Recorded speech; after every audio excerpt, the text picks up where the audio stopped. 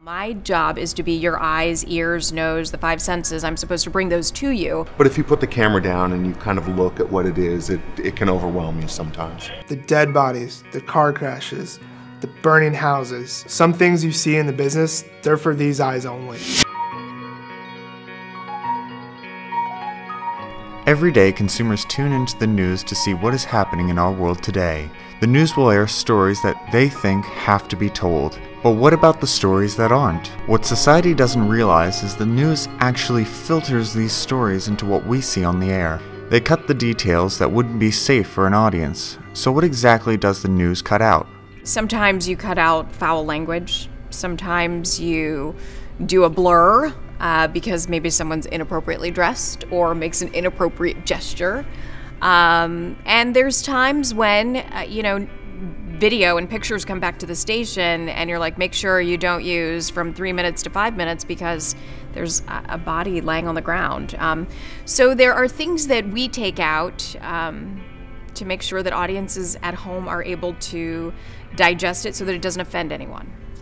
We really don't filter much. I can't think of times that an editor has come to me and said, this is inappropriate to show, don't filter this, don't show this. That really is rare. The only exception, and the main exception I can think of, are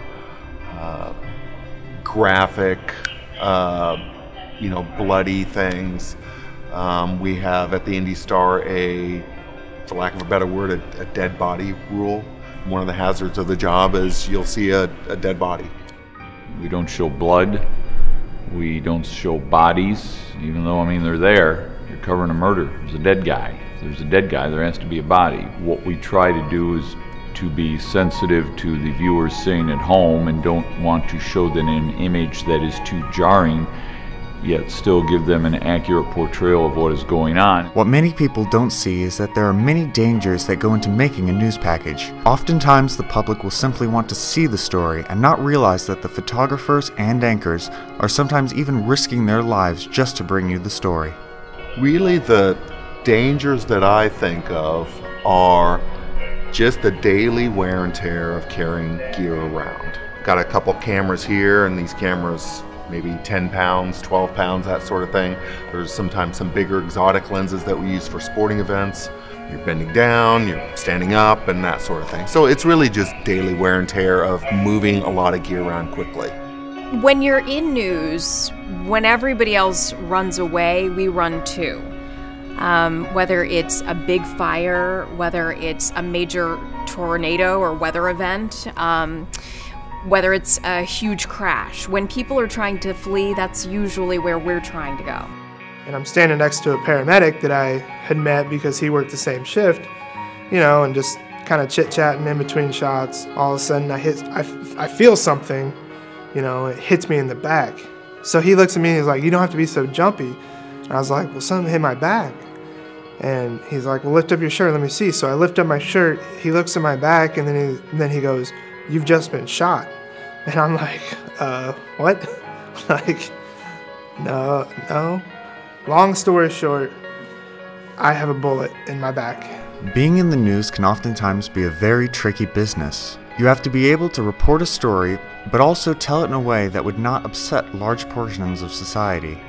The news will do many things in order to prepare themselves for stories with a sensitive topic. When it comes to a story that deals with a sensitive topic, whether someone has died or something that's morbid, for me, I make sure that I know the story, and that's how I give it to you. My job is not to interpret, but oftentimes based on how I deliver it, you get a different feeling about what that story is about, right? Something that's sad is usually a little slower just because as a human, that's how people take those emotions in. We pick up the camera and photograph and look through that, and in some ways that can kind of isolate us and separate us from that scene, and we'll use that to help kind of get through the job. But if you put the camera down and you kind of look at what it is, it can overwhelm you sometimes. Telling stories can oftentimes be a very difficult task depending on what you're reporting on. Many times there are some visuals that you wouldn't be able to show to the public, and depending on what news outlet you go to, the story could likely differ. pictures are worth 1,000 words, right? It's cliche, but it's true. And so moving pictures where you can actually get a sense of the timing and how things felt are different from pictures, just photographs. And so, you know, as a journalist, as a photojournalist, the guys that I work with, the gals that I work with, they get there, they get the story, they get into the story.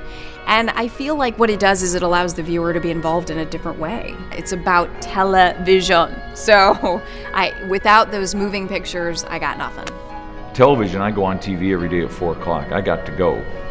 Newspapers, if it's not ready today, it'll be ready tomorrow. They'll get to it and they'll add this much, you know, more copy to the end of it, and they'll just jump it to page A3. Well, they can do that. As a reporter, it is your job to inform the public on what is happening in the world.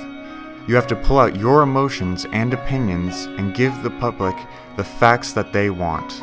But the thing is that society doesn't see the impact a story has on a person. They don't see the emotional toll that goes into bringing them these stories.